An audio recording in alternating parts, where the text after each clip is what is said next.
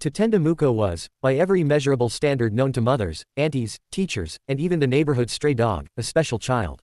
Not special, in the inspirational poster way. More like special, in the way people say, "Ah, that boy is special," while shaking their heads and locking their gates. He was born in Harare on a warm afternoon that his mother would later describe as a day of great blessing, while everyone else quietly added, and great testing. From the moment he could crawl, Tatenda had one remarkable gift: he believed the world existed for his personal convenience. If he wanted a biscuit, he screamed until someone fetched it. If he didn't like the biscuit, he threw it at the nearest adult and demanded a different one.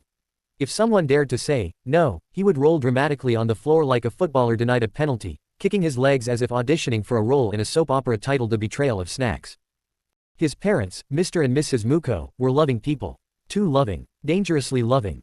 "Ah, leave him," his mother would say whenever someone complained. "He is just a child. He is expressing himself," his father would add, as Tatenda expressed himself by emptying a cup of mahu onto the television remote.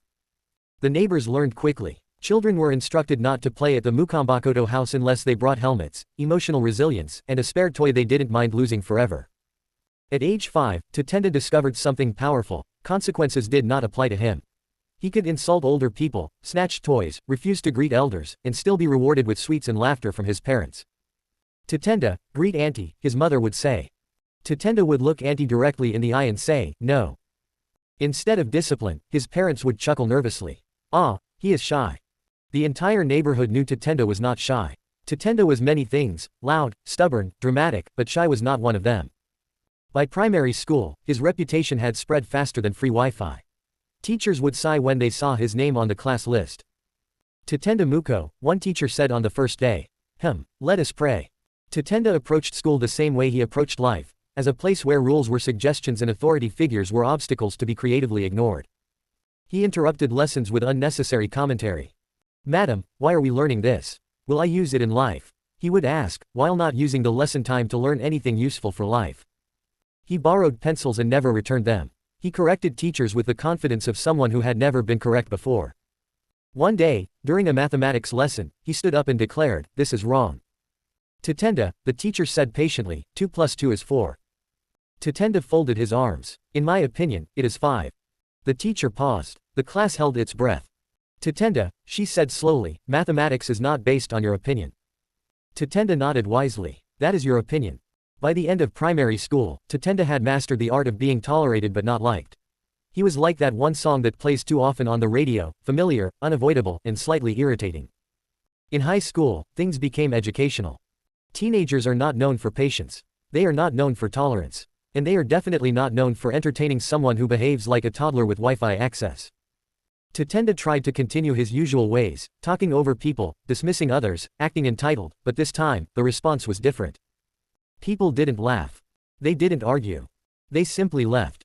Conversations ended when he joined. Invitations never came. Group work mysteriously excluded him. One day, Tatenda walked into the school canteen, tray in hand, scanning for a place to sit. Every table was occupied. He approached one group. "Can I sit here?" he asked. Silence. One student looked up. "Actually, we're saving this seat." "For who?" Tatenda asked. "For someone who is not you," the student replied honestly. Tatenda blinked. He moved to another table. Same response. By the third rejection, even Tatenda began to suspect that perhaps the world was not malfunctioning, maybe it was responding. But instead of self-reflection, he chose his favorite coping mechanism: blame. "These people are jealous," he told himself. "They cannot handle my personality." His parents, of course, reinforced this. "People don't understand you," his mother said. "You are unique," his father added. Tatenda nodded. Yes, that must be it. He was misunderstood. By the time he finished high school, Tatenda had achieved something remarkable. He had acquaintances, but no friends. He had recognition, but no relationships. He had confidence, but no self-awareness. College, he believed, would be different. "University is for mature people," he announced confidently. "People there will appreciate me." University was indeed for mature people. Tatenda was not one of them. On his first day at college, he walked into a lecture hall filled with new faces and new opportunities. He chose a seat in the middle, leaned back, and prepared to impress. The lecturer began speaking. Tatenda raised his hand within 2 minutes. "Yes," the lecturer said. "Sir," Tatenda said, "this introduction is too slow. Can we move to something more advanced?" The room went silent. The lecturer adjusted his glasses. And your name is? Tatenda. Well, Tatenda, the lecturer replied calmly, if you already know everything, you are free to teach the class. The students laughed. Tatenda forced a smile, but inside, something unfamiliar stirred, embarrassment. Still, old habits die hard, especially when they've been nurtured like a well-watered plant. He interrupted classmates. He dismissed group ideas. He avoided responsibility but demanded credit. Group projects became a nightmare. Tatenda, can you do your part? A teammate asked. Yes, he said. He did not. On presentation day, he stood confidently and spoke the longest, despite contributing the least. His group members stared at him with the quiet intensity of people reconsidering their life choices.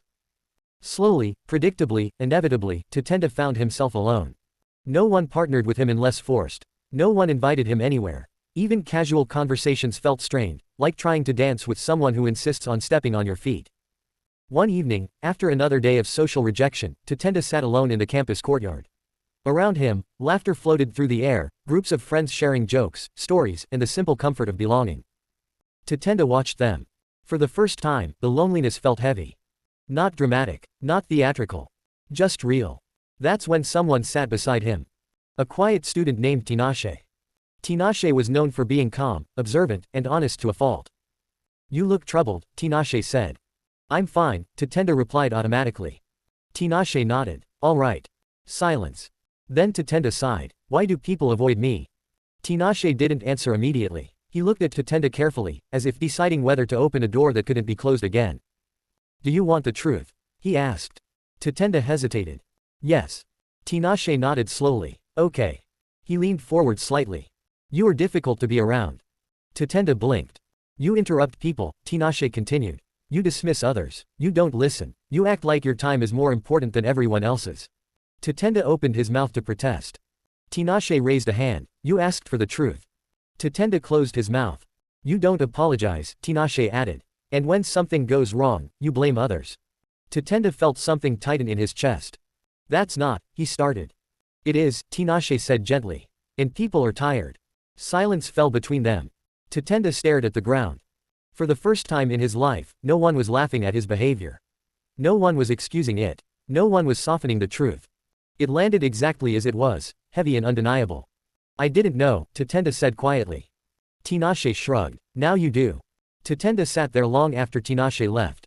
His mind replayed moments, arguments, reactions, expressions he had ignored before. Faces that now made sense. The pattern was clear. The common denominator was him.